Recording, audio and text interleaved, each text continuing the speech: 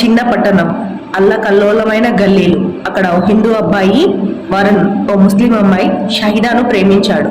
ఆమె కూడా అతనిపై అంతే ప్రేమ చూపించింది. షహిదా చిన్నప్పుడే తన తండ్రిని కోల్పోయింది. ఆమె తల్లి ఒంటరిగా కష్టపడి షహిదాను, ఆమె చెల్లిని పెంచింది.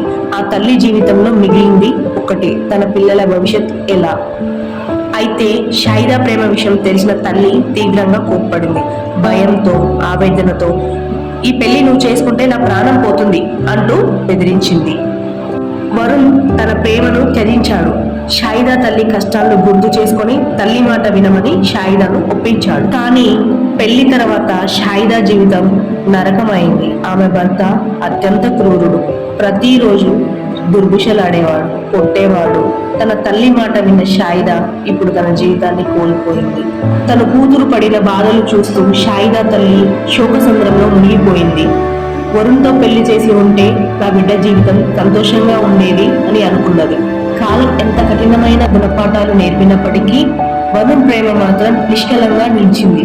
నిజమైన ప్రేమ మనసులు, మతాలు దాటి సంతోషం తెస్తుందనే విషయం చివరకు షహిదా తల్లికి అర్థమైంది.